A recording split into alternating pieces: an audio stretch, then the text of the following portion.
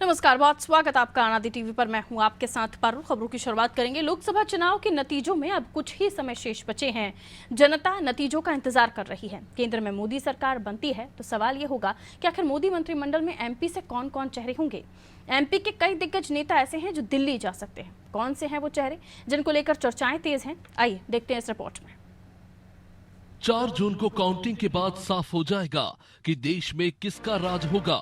नेताओं के साथ जनता को भी रिजल्ट का इंतजार है। 4 जून को आने वाले परिणाम में अगर एनडीए को बहुमत मिला तो मध्य प्रदेश बीजेपी के कई राजनेताओं की राजनीति बदलने वाली है। एक नजर डालते हैं उन नेताओं पर जो बड़ी भूमिका में नजर आ सकते हैं। विदिशा से बीजेपी प्रत्याशी शिवराज सिंह चौहान मध्य प्रदेश की 4 बार के मुख्यमंत्री रहे। संगठन या सरकार में मिल सकता है बड़ा पद। एमपी के साथ ही देश की राजनीति में बड़े नेता। विदिशा लोकसभा से पहले भी रह चुके हैं सांसद। पूर्व सीएम शिवराज सिंह चौहान के राज्य से लेकर केंद्र के नेताओं से अच्छे संबंध हैं। उनकी लक्ष्मी और लाडली बहना जैसी योजनाओं से प्रदेश में बीजेपी ने महिलाओं के बीच अच्छी पकड़ बनाई। ऐसे में अगर एनडीए सरकार बनने पर केंद्र में उनको बड़ी भूमिका देकर इनाम दिया जा सकता है। ज्योतिरादित्य सिंधिया को फिर से मोदी मंत्रिमंडल में जगह मिलेगी। मंत्रिमंडल में मिलेगी अहम जिम्मेदारी। बीजेपी में आने के बाद बड़ा सिंधिया का कद। देश की राजनीति में बड़ा चेहरा है सिंधिया। वीडी शर्मा के नेतृत्व में मिली बड़ी जीत। बीजेपी के संगठन को मजबूत करने का श्रेय मोदी शाह के विश्वसनीय है वीडी शर्मा। प्रदेश अध्यक्ष का कार्यकाल कर चुके हैं पूरा। वीडी शर्मा का प्रदेश संगठन में कार्यकाल पहले ही पूरा हो चुका है। ऐसे में तय माना जा रहा है कि केंद्र में उनको कोई बड़ी जिम्मेदारी दी जा सकती है।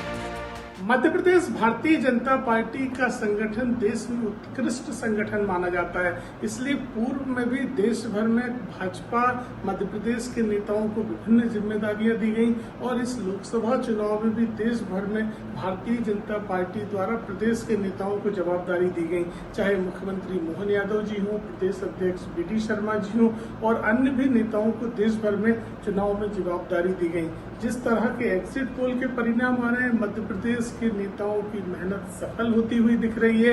मध्य प्रदेश के नेताओं ने जहां भी कार्य किया अच्छे परिणाम आ रहे हैं और अब मध्य प्रदेश के हृदय में वैसे भी मोदी जी हैं और मोदी जी के हृदय में मध्य प्रदेश है। इसलिए लोकसभा चुनाव के बाद मध्य प्रदेश के नेताओं को महत्वपूर्ण जिम्मेदारियां भी मिलेगी। साथ ही केंद्र और मध्य प्रदेश की डबल इंजन की सरकार से मध्य प्रदेश की विकास और तरक्की की गति भी तेज होगी। देखिए, भारतीय जनता पार्टी की अंदरूनी लड़ाई को जनता समझ चुकी है। चौंकाने वाले परिणाम आएंगे इस लोकसभा चुनाव में। वीडी शर्मा ने सोचा एक फॉर्म को निरस्त करवा के सबसे बड़ी जीत हो मेरी, दिल्ली दरबार में मेरी हाजिरी लगे।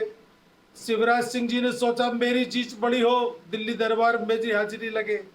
कैलाश विजयवर्गीय ने एक कांग्रेस के प्रत्याशी पर दबाव डाल के फॉर्म वापस करा दिया, जिससे कि कैलाश विजयवर्गीय की जीत बड़ी हो। ये भारतीय जनता पार्टी के अंदर की कुश्ती है। यही मेढक एक दूसरे को बाहर आने से रोकेंगे। मध्य प्रदेश की जनता समझ चुकी है, एंटी इनकम्बेंसी हावी है, सरकार के खिलाफ मतदान हुआ है। चौंकाने वाले परिणाम आएंगे।